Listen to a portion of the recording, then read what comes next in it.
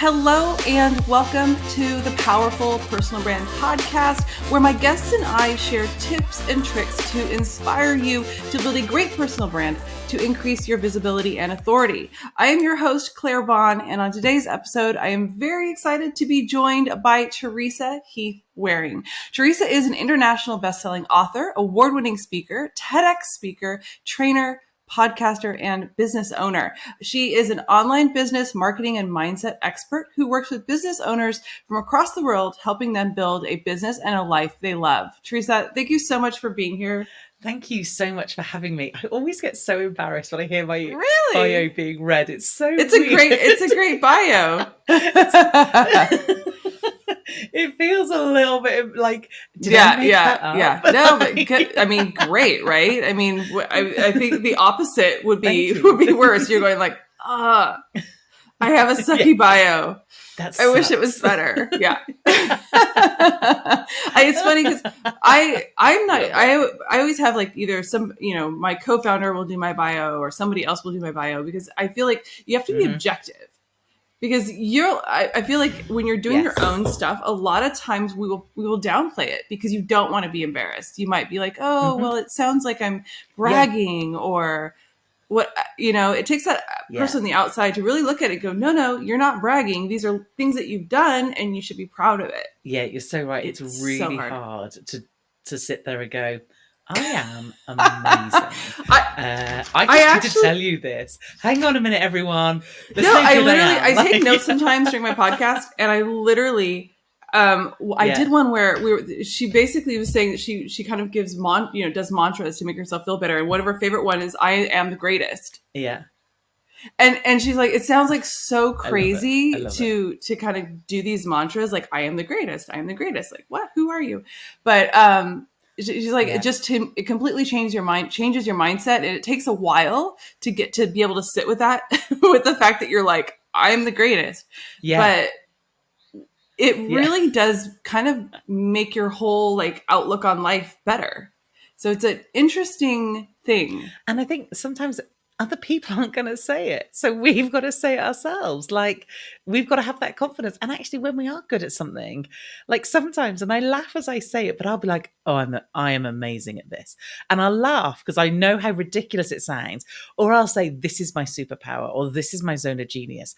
Because I think we do have to say that if we are genuinely very good at something, because we're the only ones who are going to say it for us, aren't we? Yeah, I do. Like, I've definitely seen some celebrities and things like that, and you're just like, wow, you're at a whole other level of like feeling empowered. Like, wow, that's kind of you're taking it on board. It's kind of a little crazy.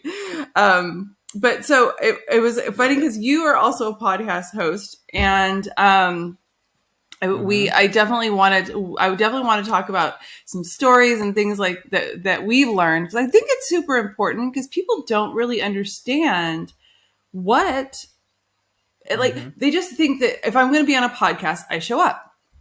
I'm here. Like, they're people obviously that don't have any doubts about themselves. They just show up and they're like, I'm here to help you out. Yeah. You're welcome. I know. Lucky you. And I actually did. It was very hard. I tried to do like a really short reel, like, try to be, because I wanted to be on YouTube's shorts as well. So it has to be under 60 seconds. So I'm just like trying really fast to get all these things out. I'm like, I need to do like the long podcast on like tips. But I mean, it should go without saying that the podcast is a conversation. It's not their show. Yes. I literally had someone came on and he took over. I was like literally sitting there. My producer texted me during it, and she's like, you look like you're dying. I was like, honestly, have you had that happen? It's got to be that two-way thing.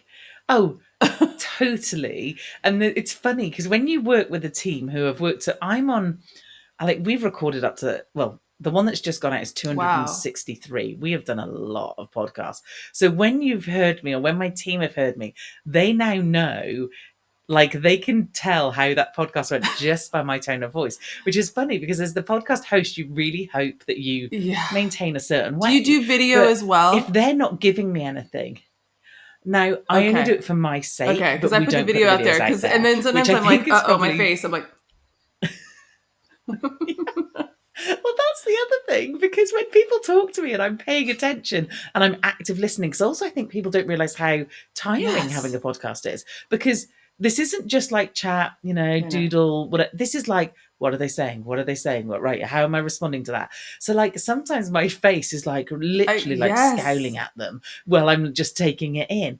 But it's just like, I've been on interviews where people have interviewed me and they've literally gone, thank you for being on it, and they're very straight, very serious, and then they go, question 1, and they read out the question, and then I come in and I'm like, la la la, all happy jolly, saying all this stuff, and then they go, thank you. I know. Question 2, and I'm like, who is listening to this? Like, the best compliment I ever get when someone writes a review is, it's just like listening to you having a coffee or hanging out or chatting with someone. But it is funny. And then the other thing we were talking about, like the quality of recording yourself. So I once did an episode with a lady who had a podcast, and throughout the entire thing, now I talk with my hands, but I'm very careful that my chair doesn't move. My desk, I don't touch my desk. I don't touch my mic, or I try very hard anyway. But like literally throughout the entire podcast, she was like messing with the pen, picking up, putting it down, moving the table, knocking the table, doing, and the problem is I couldn't concentrate then because that's all I could hear. And I just had to kind of carry on and do the thing. But honestly, it's one of the best things ever.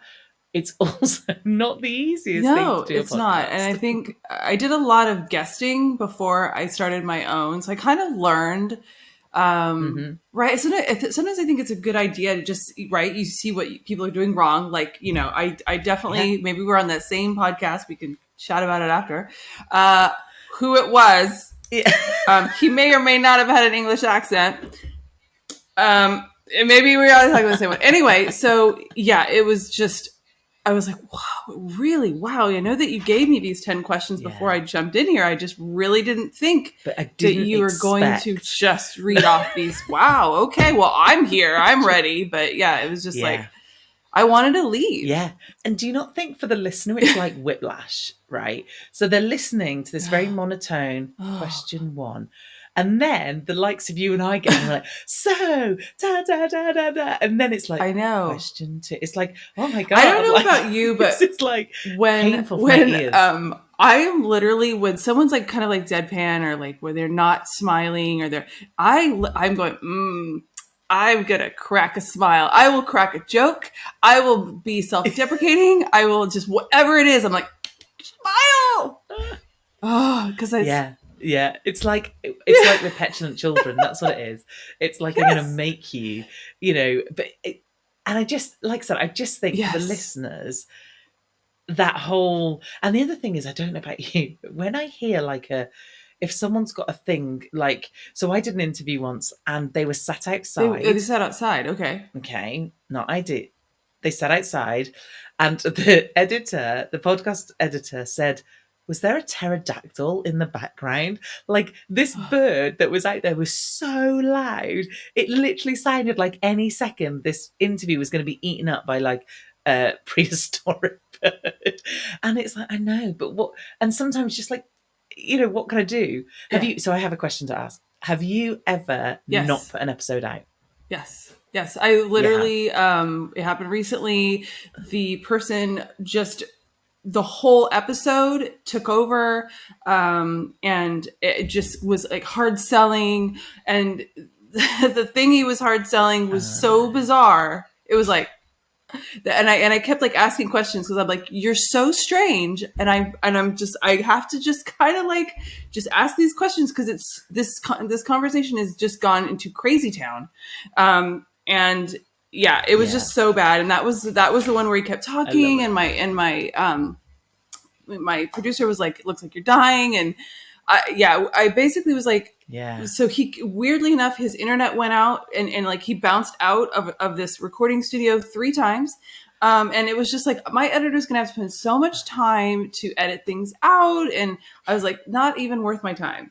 And another thing that had happened, because we have our clients have podcasts as well. And one of our clients literally has the worst guests. There's sometimes like people that he wants to have on. Okay. Like we had one where the guy was literally like, I don't even know how far he was from the camera. Like so far I was like, what is it? And the producer was like, I swear he's completely high on something.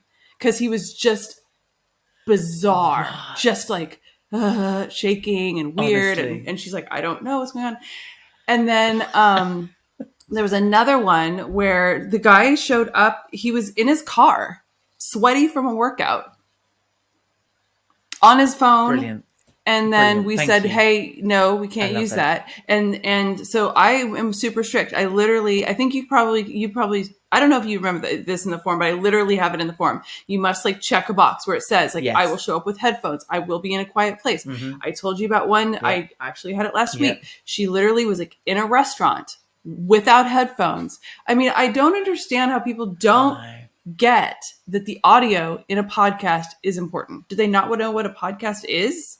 Yeah, I mean, even if it's a video, it's important. Like you said, the pterodactyl. I mean, all you're sitting there listening to is the rah, rah in the background. Like what is that? Like, and then your podcast is completely shot because all anyone can think about is this crazy. Mm-hmm. So I mean, it's the same thing with a video. If your like hair sticking up, all the people can go is like, why is her hair sticking up? Yeah, they're gonna look at that thing. Yeah, or why did they leave the washing in the background? Like, why wouldn't they tidy up before they came on camera? Yeah, you have to think about those things. Why?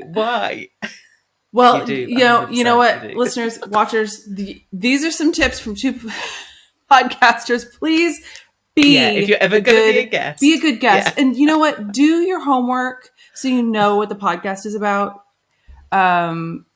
And it's going to go a lot smoother. And just please, headphones are so easy. They come free with your phone. Just put them on. Yeah. So easy.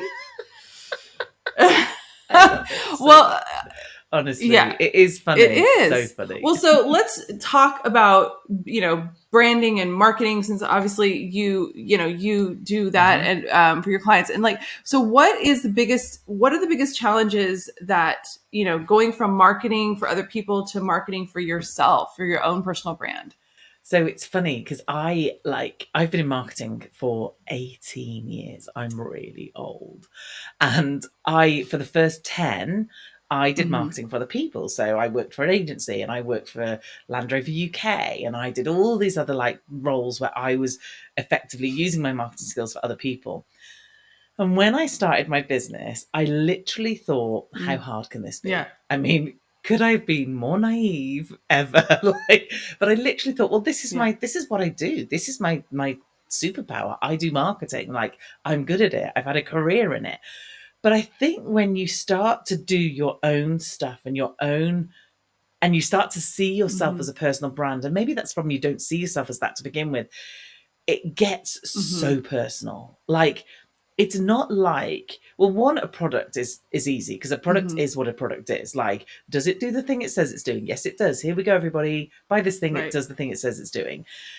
People are harder, but it's a bit like we joked at the beginning about my bio.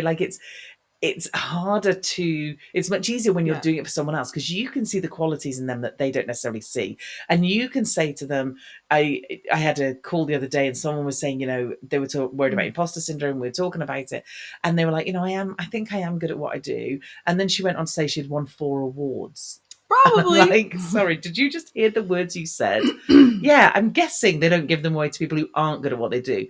But it's so hard to do it for yourself. So when you're marketing for yourself, when you're doing your own branding, even someone like me who has years of marketing skills, it's really difficult to step out and look at yourself objectively and say to the world, this is who I am and this is really good. But also it's that I think initially the problem with it is, again, depending on whether you've worked with big or small brands, there's a whole brand voice, there's a whole brand guidelines, there's a whole brand look and feel.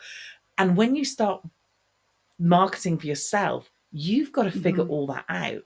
And I think the other problem is there's so much noise out there, and it's depending on what industry you're on and depending on who your competitors are, you're looking at all these people and like, oh, they turned up like this, they're successful. They do it like this, they're successful. Who do Mm-hmm. I have to be? And instead of going inwards and going, no, this is who I am and this is how I'm turning up, what they tend to do, and what I did for sure, is look at other people and go, oh, they were quirky, so maybe I should try being quirky, or oh, they did this sort of thing, maybe I should try doing this sort of thing. And you're trying to figure out who you are, Mm-hmm. and none of it works because Yeah. you're not them, you're you. And that's one of the hardest things to figure out Yeah, in the early I would days. agree. I feel like for me, I'm a former actress, and I did I did a lot of stuff. I had a YouTube channel where I did food, and so I kind of have been branding myself for a while, and I got into that thing where I Yeah. did do like, oh, this person's doing this, I should try to do this, and it just didn't feel right. And Mm. now we're like, oh, you have to be authentic, and now I have like the buzzwords and the things to actually say, but I just knew that I Yeah. didn't do it very well, and it didn't come off in the same way, and it didn't resonate with my audience in the same way, and you're just kind of like, oh, that's not working, okay. And then you kind of figure out where your sweet spot is. Well, the thing that I want to ask you about this, so I've definitely had this situation where sometimes sometimes you deal with people, they may have this expertise, but they want to be an expert in something else. And you're like, Mm-hmm. but you're not an Yes. expert in that. Do you have that happen? Yes. Yes. Yeah. And I think, because again, it's almost like they've looked out there and gone, oh, but this person is Yeah. doing that really well, and therefore Right. I want to get in on that. And it's like, no, no, no. And actually, in the online world, in the world I'm in, the people who come into it just to Mm-hmm. be in the online world are the ones, in my opinion, who don't Right. succeed and don't Yes. do as well as they could, because you've got to be in it and go, no, this is what I'm good at, this is what I know, and therefore this is what I've Mm-hmm. got to show up for. Now, we can always tweak and change, and this is something that I have done.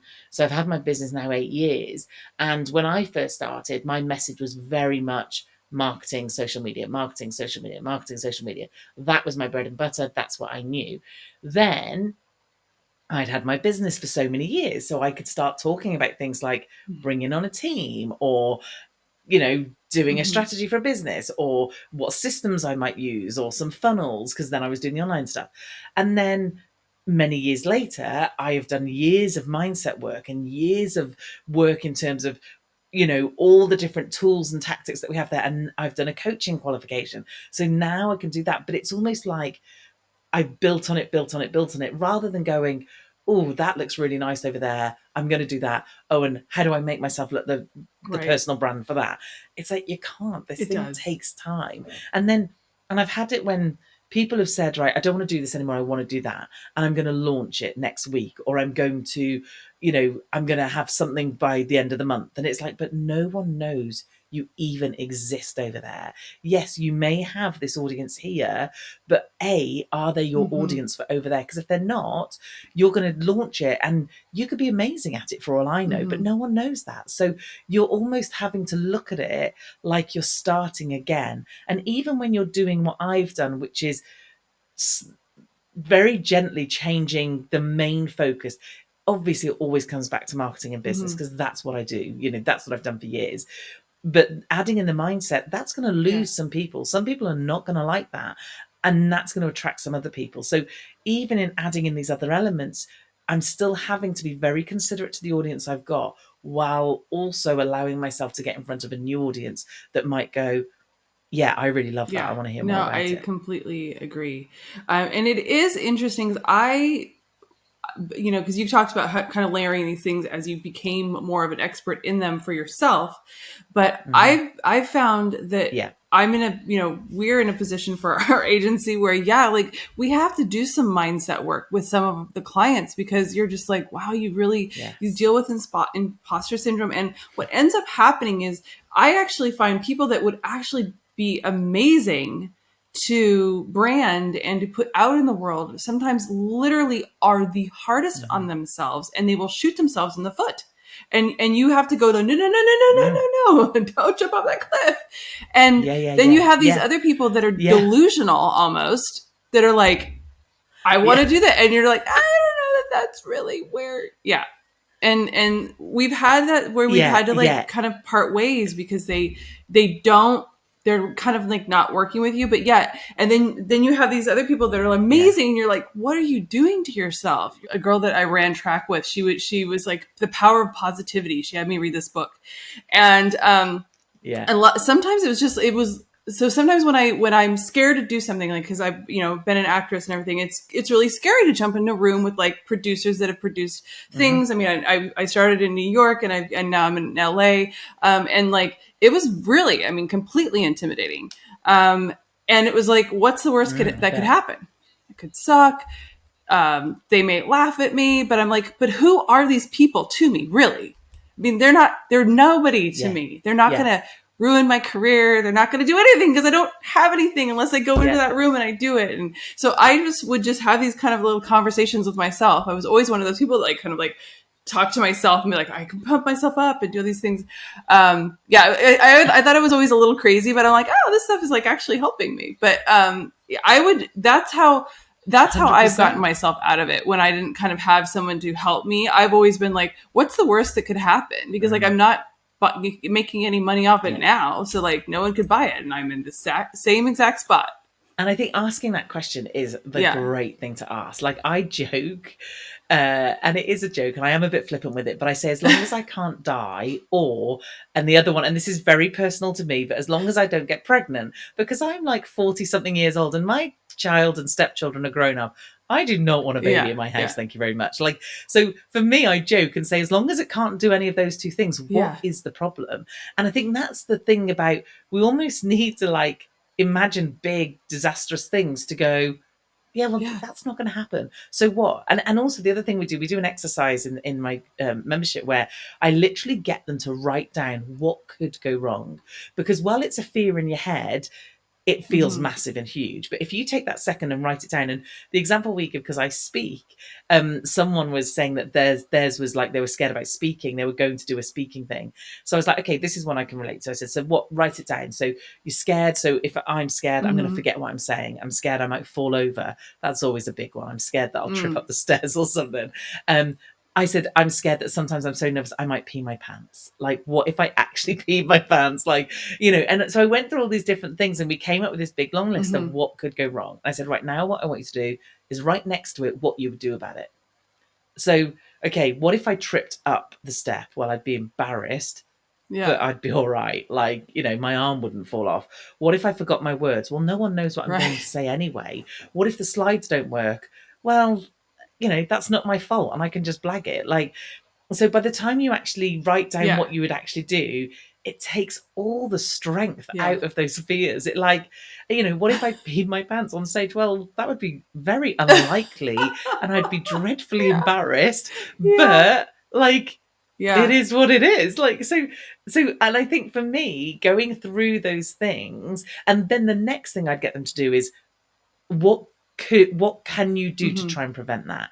So, for instance, for me, one of the things I do is when I get to speak somewhere, I request or I try very hard to go into where I'm speaking before the time, and I literally step up the stairs. So I walk on the stage because I walk when I talk. So I literally, just so I can feel how steady all this is under my feet, and practice almost just going up those stairs and going, yeah, that's okay, or oh, actually they're a bit thin, pay attention, but just so it's like, what could I try and do to prevent them? But if it happens, it happens. And I think when it comes to doing stuff for yourself in your own business and it's your name on the line, I think that you really have to go, no one's going to die. Like, if I go live and no one's watching, I'm not going to die. I just think about it because I used to have to go up and do, speeches and stuff for funding in front of, investors and things like that. And I remember a time, I mean, do you know the feeling when like you literally can just hear your heartbeat? You feel like your heart is your ears and everything is just going to explode. It's like boom, boom, boom. And it's and you're thinking, surely they can hear this. Like, boom, boom, go through and chest. I'm literally going like, because we're kind of in this thing where like everyone is going to go up. They have like the 30-second thing or the 60 seconds that they have to go speak. And I'm literally standing and I go, I need to sit down because I am going to faint. I'm going to faint. I'm going to faint. I'm like, okay. Yeah. And then again, I'm like, you're not going to faint. So I literally just would kill my seat for a minute because it had a while. I went outside, took some breaths, came back in, drank some water because I didn't have water. And it was just, sometimes you just have to like, just calm yourself down. I mean, it's a weird thing. I have allergies. And I was in a plane and someone next to me had some perfume, that I was really allergic to. And I was getting my throat, and I was on a flight from LA to New York. So I was in there for 6 hours. Yeah. And I was drinking tea and trying to and so I'm like, it's just when your throat starts to close up, you can't help but kind of panic, right? So it's kind of close. It's not going to close, but so I get back and talk to my allergist. He's like, "You're not going to die." So it's kind of funny. My allergist kind of gave me the same pep talk that you give your clients. You're not going to die. Yeah. You're not going to go into anaphylactic shock. Yeah. It might make you feel uncomfortable, but you're not going to die. You need to breathe. You need to calm yourself down. If there's any way you can get away from that situation, which I tried to, but there were no extra seats. It was horrible. That actually, weirdly enough, kind of taught me how to get myself out of those panic situations, because there's nothing more panicky than not being able to breathe and feeling like your throat's clearing, clogging up. Yeah. So imagine. I feel like that kind of set me up for success in the future. Cause I was like, 6 hours on a plane with basically an allergy next to me. You might as well have just put like a dog in next to you. Anyway, maybe she had a dog. I don't know. But isn't it funny how all these little moments in your life I remember being told as a child, my uncle taught me to ride a bike, and I sat on the bike and he literally got me to say, I can ride, over and over again as I was doing it. And obviously now I look back and all the stuff I've done, it is that positive affirmation. It's that, you tell your brain something and it happens. And, I just love, and it's funny because I know that sometimes I'll talk about saying things that are a bit woo-woo and actually I said just this morning, I'm going to stop saying that, because so much of what I have learned and so much in which I teach, there's science behind it. This isn't like, just nice thing because it's nice to do. When you actually look at the science behind, calming yourself down, or I think Mel Robbins always used the example of excitement and anxiety are the same. I saw her talk about that recently. In your body. Yeah. So even just saying to yourself when you're on stage, I'm excited. I have heard really that. Excited. Yeah. Or, it wasn't Mel Robbins that I heard it from, somebody quoting her, obviously. But yeah, I've kind of heard of that as well. Because the same thing for auditions, I would get nervous, right? So they'd be like, "You're not nervous, you're excited." And a lot of times, I had like acting coaches. They were like, "You need to turn that into the energy you need for the sides." I mean, I was in New York, and so we had like SVU and some of these like some of these shows, and like sometimes you had to be you were like a victim, or you were running, or you were whatever, and they're like, turn that into the energy you need that you just ran or you just did whatever it is, because you have to be in that mindset the moment they say go. And so you would have to turn that into it would obviously be harder if you had to be very like small with whatever you were doing. That would be a lot harder, because you're like, oh God, my chest is going to burst. But other than the nervousness with speaking was a big thing for me, and I feel like I'm not as nervous when I'm talking about this business as I was in front of investors for funding. So sometimes it's depends on what you're doing. And we have clients and I, media train them, and I say, these are things that you need to do. You need to remember, but practice makes perfect. Someone just said that, I Googled it recently. It takes 10,000 hours to become an expert. It's a lot of hours. So, that you can't really practice that much before your first one. You need to just jump in there and do it. But you're right. And it's always that's going to be the time that it's the worst it's ever Yes. going to be. From that point on, it's only ever going to be better. Even if it's better by Yeah. 1%, it's still And 1% better. So you've the just first got to time do you that jump in first there, one. that's the smallest audience you're ever going to have too. Yes, Go yes, go and absolutely. mess up. Learn. Yes, that's Yeah. the time to do it when no Exactly. one is Like you said, watching. when you join the Those are the room things where, and it's alive and no one's there, be like, cool, I can practice. yeah. And if I fail, then it doesn't matter because no one's watching. And also in those early days, and this is why sometimes I think people are so, when you have your own business, people are like, they're Uh, desperate for the big numbers. They're desperate for the massive downloads. They're desperate for the huge views or the huge audiences or whatever. And it's like, you're too busy. It's a bit like when you have a child and you're wishing for the next stage that you don't pay mm, attention to that stage. And the beauty of starting is that you can get to become comfortable in who you are and how you show up and what you look like, and trying mm-hmm, out these things like mm-hmm, I'm going to go live or I'm going to do a video or whatever it is. But also the people who come and find you at that point, or the people who do turn up first, they are the most loyal, yeah, loving, best people. Like, especially if you're starting this brand new and you literally have a group of friends, or you've literally had 2 or 3 clients and the same 2 or 3 clients turn up to everything you do, like, love on them, celebrate them, be so very grateful for them, because when you get bigger and bigger and bigger, that's when everyone starts mm-hmm, to notice, and that's when the mm, haters come in, and that's when people say things, and that's when people get more judgy. And so actually, and by that point, not that I am the size of some people, but by that point, that's when your skin yeah, gets a bit thicker, and you've had all that time with all those people loving on you, so you can hopefully have some tools in place to not worry about those sort of people.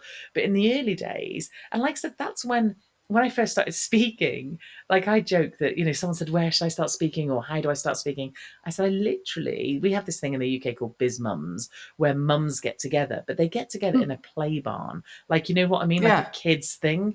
And I sat in a play barn speaking to 3 mums. Like, so if I was going to mess up, that's the time to do it, yeah, not on stage in the States of some huge right, flipping audience. So this is like your ground, and also your ground to test out who you are. Like, and as I said at the beginning with the personal brand, you sometimes you try and look for other people to try and decide how you should be. And actually, it takes all those times of showing up and doing the stuff and having the conversations to eventually get to a point where you go, no, mm-hmm, this is who I am. And that's fine, because by that point, that's when your audience is growing and that's when more people are seeing you. And that's the time you've got more confidence. So now I am as authentic as they come. Like, the person you see online is the yeah, person I'm everywhere, like in the membership or around my house or whatever it might be. And I try and be very honest about stuff, about what it's like to run a business and how hard it can be.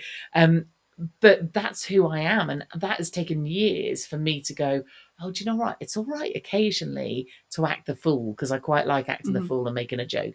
It's all right in certain situations to swear occasionally. Like, it's all right to, I have a live on a Thursday called G&T with tea because mm, I love a gin and tonic. It's all right to show up like that. Whereas it took that time to come to realize that that's the only person I mm-hmm, can show up to be, is me. And actually now I have a community and I have people. It's like, if you like me for who I am, great, because that's who you're getting. If I am not for you, that is also fine. There are other people who do what I do, and you yeah, can go find them. Like, and I think in the early days, I could never have thought like that. I could never have thought, I think, especially at the beginning, and when you're trying to work out who you are and what your brand is, it's like, well, I don't want to upset anybody, and I don't want to, and there's some people that would be really put off by the fact that I, do a live with yeah, a gin and tonic. But that's fine, yeah, they're not my people, or if they can't see through that to see the other things that they might like about me, then yeah. that's absolutely fine. So I think it takes that time to It build does. that up. Yeah. And I think you need to definitely set yourself up. I know for me, during, you know, certain stages of my business and iterations of it, that having somebody kind of along the way to kind of coach you, to get a coach, to somebody that kind of says, hey, no, go and do this hard thing, go and pushes you a little bit more, kind of advises you on that, you know, don't be so worried about your competition because they're so unlike you that 100%. they're going to get a different clientele. There's plenty of clients in the world. You know, you do you, and you get your type of people. And yeah, because it's all about attracting the right people to you. So I feel like we've given like a lot. Like, first of all, we gave everyone tips on like how to be a good podcast guest. And then we've been talking about like building your personal brand. But I love just, you know, 3 tips that you have learned either through yourself or with your clients on building a personal brand that you can give the audience. The first one is, don't ever be afraid of showing up as you. If you are your personal brand, if you're not a company, if you are your personal brand, absolutely show up as you, because you can't be anybody else. You're the only person you can be. And like I said, and if they love it, great. And if they don't, that's absolutely fine as well. Second one is, get comfortable with knowing what you're willing to share, and don't apologize for it.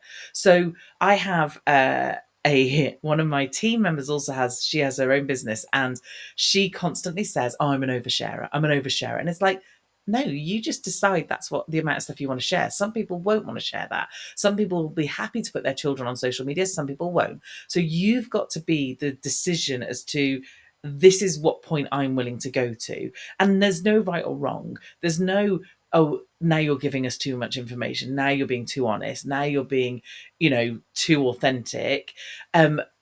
You've just got to decide what level is right for you.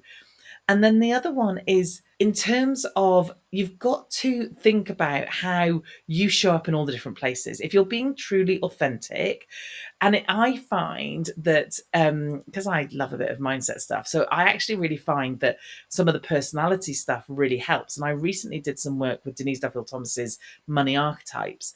And the money archetype that came out for me is, I'm a celebrity, which is a bit funny, it made me laugh.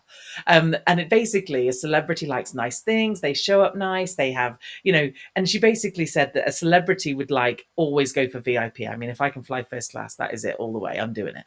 So they'd always go for VIP. They'll always want the nice things. But I had a product that was a really low cost product and it didn't work.